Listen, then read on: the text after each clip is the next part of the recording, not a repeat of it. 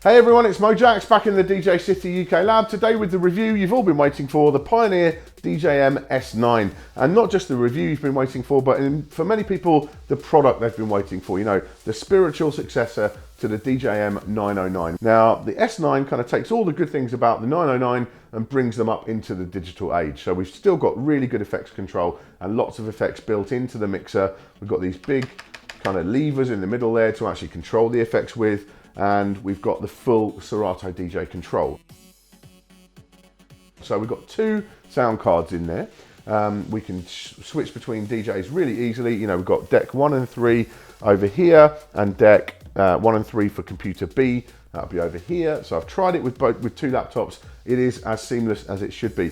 It does seem kind of odd that you've got a 2-channel mixer and 4-channel control. You know, you can do 4 decks. I mean, in some respects, that might make it easier when doing routines and stuff, because you can have a deck queued up on, let's say, deck 3 in Serato DJ, just switch over, and the time code control or the noise map control goes straight over to that deck that you've selected. So you can control 4 decks, just only 2 at once. Basically, you just got to kind of bear that in mind. So it's kind of handy to have. Might get confusing for some people, perhaps.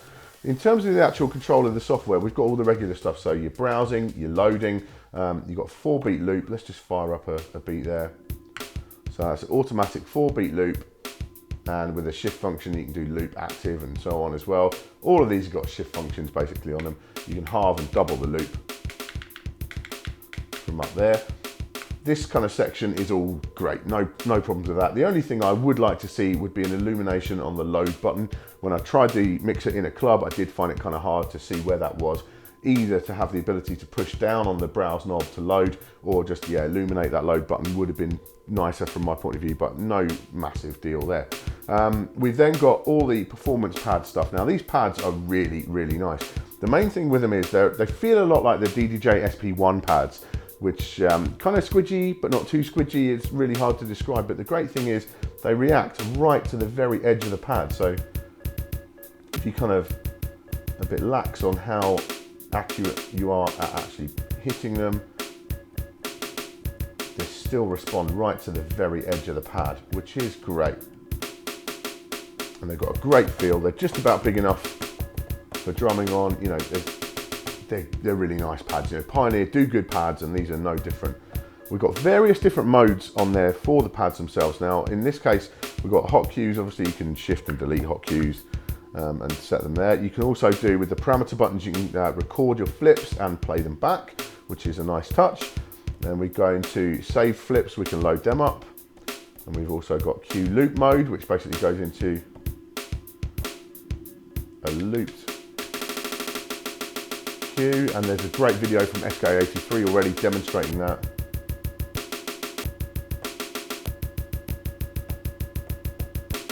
So it just loops from your cue point. You can also shift the loop around as well. Nicely integrated there. And if we go through once more, we've got a user mode, so we can actually map anything that we want to these pads. So this is great. It's all very remappable, lots there. We then got the loop roll mode. Change the parameters. And we go through again, we've got saved loops, we can recall from the unit. And if we do it again, we've got another, I've got my beat jump there at the bottom as well, so you can do your beat jumping from there if you've got that activated. And then we've got user mode 2, so we've got another 16 pads that we can map there. You know, there's loads of additional things you can map with this. We've got the slicer mode with its regular parameter adjustments, loop slicer as well. And then we've got user mode 3, more pads to map. Got the SP6 mode, so we can do that there. We've also got sampler roll, so I do it twice. So I've got sampler roll, and it will loop the beginning of the sample. You can change the length of the loop at the start of that. That's a really nice function, and you can change between banks using the parameters as well on the regular sample mode. And again, 16 more pads, user mode. We need to talk about obviously the faders on here, because this is a battle mixer. It's very important. The main thing with these is you've got the Magvel Fader Pro, which is a magnetic fader, and it's really, really nice. You know, you can choose the feeling of it, the actual tension, so you can adjust it from super heavy, like someone's poured a can of Coke into your mixer, right up to super bouncy, super light. You can blow it across from one side to the other. It feels like a Focus fader, if anyone remembers those from back in the day, designed by DJ Focus. So light. And you've got the ability to put in different tension bumpers in there as well on each end. It comes with a stock set in there, and then you take off the top panel, you can get inside, and there's actually another bunch of little bumpers in there, different hardness that you can swap out and put in instead. So this fader is way customizable. You know, you can really mess with exactly how you want it to feel, and I think a lot of people are going to get on with that very, very nicely.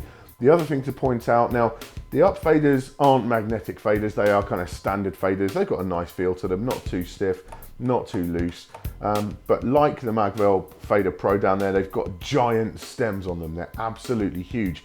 Gives you a lot of reassurance that you're not gonna, unless you're supremely heavy-handed, you aren't gonna just snap off, you know, a fader stem in the middle of a set. You would have to be pretty crazy hardcore to be able to do that, because these stems are just massive. Very nice. And P-lock fader caps as well. No, these aren't coming off at all. No chance of that.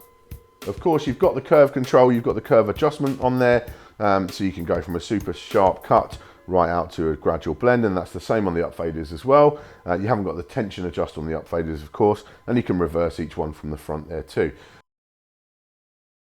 When we come around to the front of the mixer, we find we've got those curve controls, all those fader adjustments over there. We've also got the mic input. There's an auxiliary input as well, which you've just got a regular level control over, but the mic has got something pretty cool on there. Let me just plug in these headphones to use as a mic very briefly and give you an idea of how that sounds. So we've actually got an echo on there as well. So if I just turn it on, and you've got talk over as well. 1, 2, 1, 2, 1, 2. You've got high and low adjustment for the mic, but also we've got an echo. So we just turn that up and you can dub your voice out really, really nicely. Now what you can't do is send the microphone to the effects, so that's why you've got the echo on there. You can send the auxiliary input to the effects though, so if you're running whatever source through into the aux input on the back, you can just run the effects through on that up here. Now let's get into these effects now. Let's talk about these a little bit, because this is where the real fun kind of begins on this mixer. First of all, we'll talk about, we've got the Serato DJ FX, so let's just get that running again. The Serato DJ FX are purely aimed at the combo effects that they have. So we've got various different ones we can go through. Let's just get a bunch of different ones in there. And so we've got 1, 2, 3, 4, 5, 6 buttons all together. This is for the left-hand side, this is for the right-hand side. And we'll just fire that up. And the BPM, when it's on auto mode, will follow the BPM in Serato DJ. So you have to think about it. That's very nice. So we've got the pan delay on, and basically this level depth knob will control all of the effects that you've got active. And you can change the beat length as well. So let's go into, we've got transform. And again, all this is quantized to the beat. You can only have one active at a time.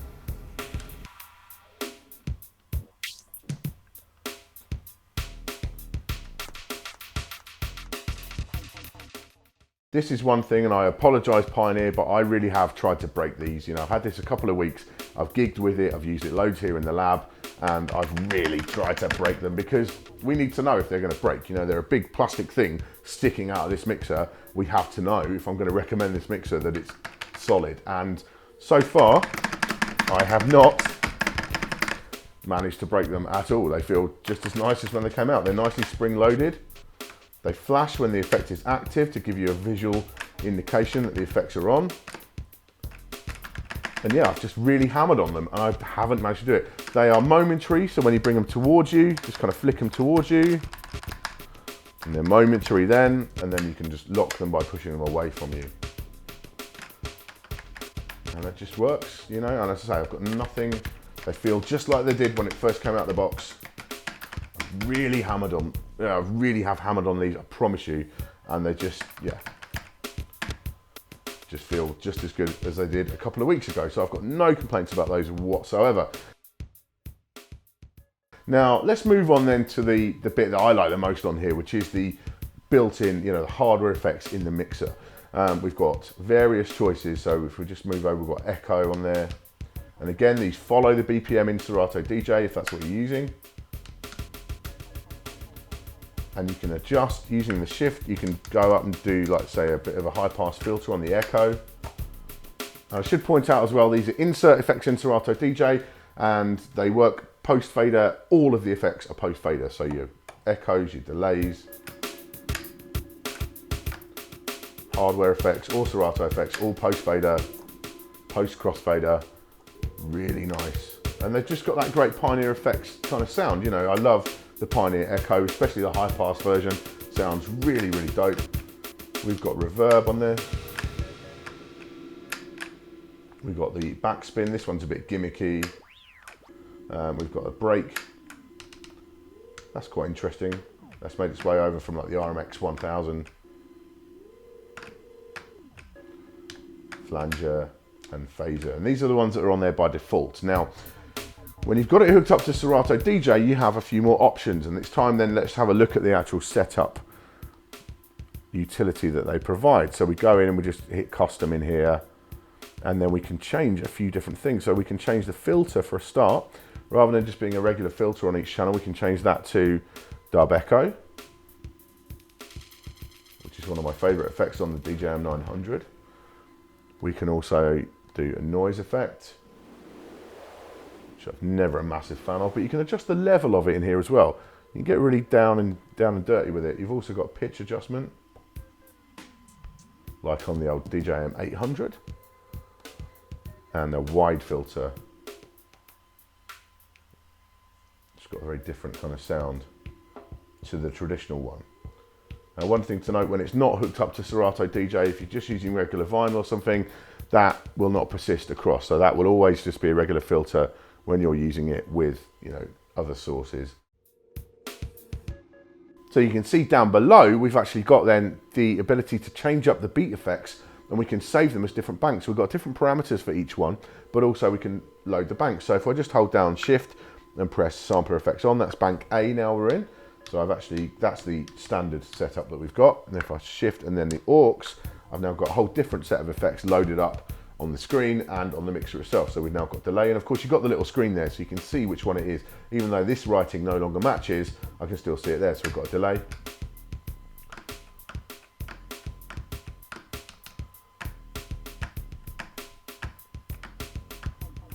Very nice delay.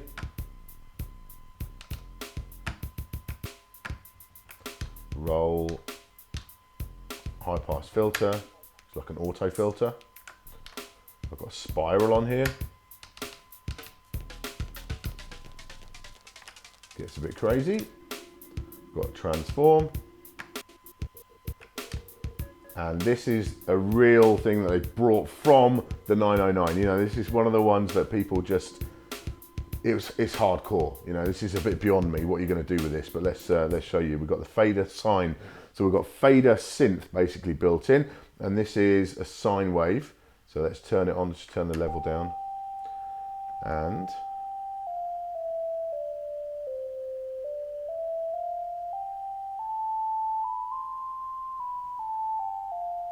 which, you know, with just me playing it like that doesn't sound very cool. But when you see the likes of the scratch perverts using the one on the 909, you start to see a lot of potential there. Obviously cutting it in and out, and we can adjust the pitch of it as well from there, go through different octaves. Now we'll talk about the queuing system on here. We've got the traditional battle mixer style, you know, crossfader between the two channels, and we've got a queue to master blend as well. What we don't have is split queue, and I'm just going to put this out there to all the manufacturers. It's 2015, DJs are thinking a lot more about their hearing, they're being a lot smarter about it, and I see a lot of DJs using in-ear monitors in the booth now, and a lot of people won't be able to do that without split queue. You know, that's the way they play. Personally, I don't use split queue. I can't get on with that, mixing in the headphones with two. No, I just can't do it.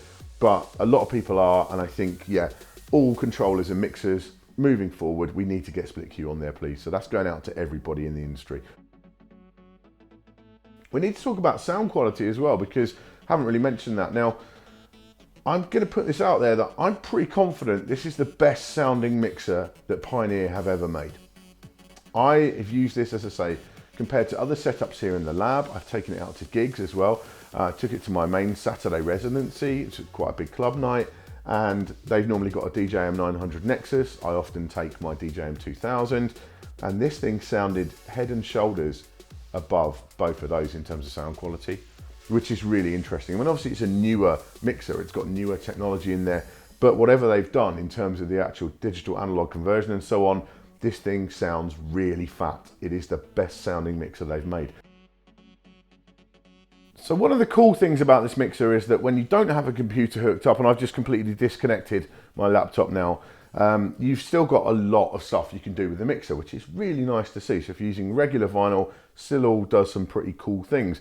For example, so I'm just running this bit of vinyl in there now, and the effects we've got, they've just defaulted back to the standard effects, of course. So we've got the echo,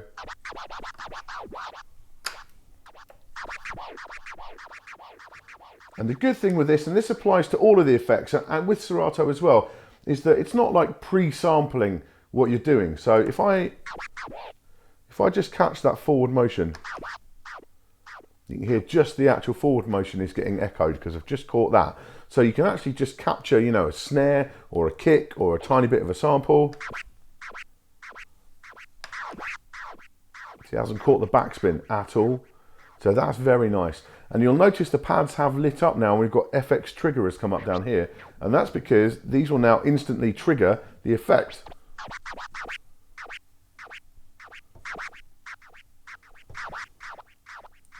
On different beat lengths, so that's 1/8.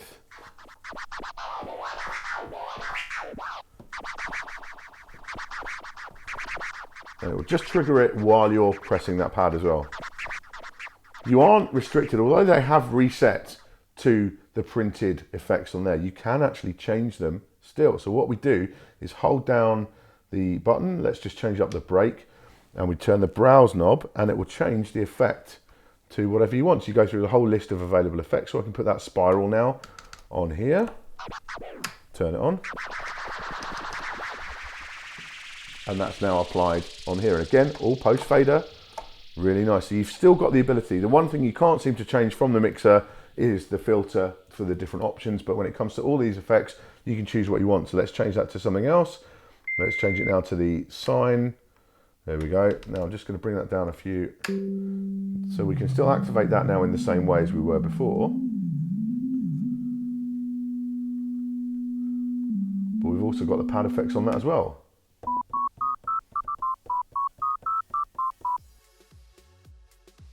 So let's wrap this up then. Let's draw some conclusions here, okay? Price-wise, we're talking $1,700.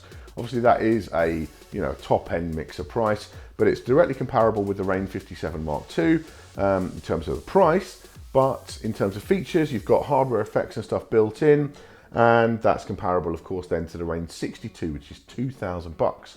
So $300 less than a 62. The hardware effects are great, they're fantastic, loads of options with them. It's really well integrated with Serato DJ, that all works really nicely. The pads are super nice, Pioneer have nailed the pad thing really hard. Sound quality is the best I've ever heard from Pioneer. The crossfader is wonderful. I'm running out of superlatives here. The crossfader is really, really nice, super customizable. The one area where a true hardcore turntablist might turn their nose up is the fact that it doesn't have the same quality of fader throughout all three, whereas with Rane, the 57 and the 62, you do have Rane's top faders in every position there. Yeah, this is a big challenge to Rane. It's straight into their territory, and I think it is a success, and I think we've got a lot of DJs at DJ City and our associated friends who use Rane mixers would only ever look at a Rane mixer, and I'm already seeing the S9 turning some of their heads for the first time. So it'll be interesting to see what Rane come with in 2016 to kind of regain that footing against the S9, because I think this is going to change a lot of people's opinions about Pioneer mixers. Personally, I've always been a fan. Some people have always turned their nose up. I think it's going to open a lot of eyes, this one. Big, important mixer, I think. Thank you very much for watching today. Make sure you subscribe for all our future tips, tricks, and product reviews. I'll see you soon.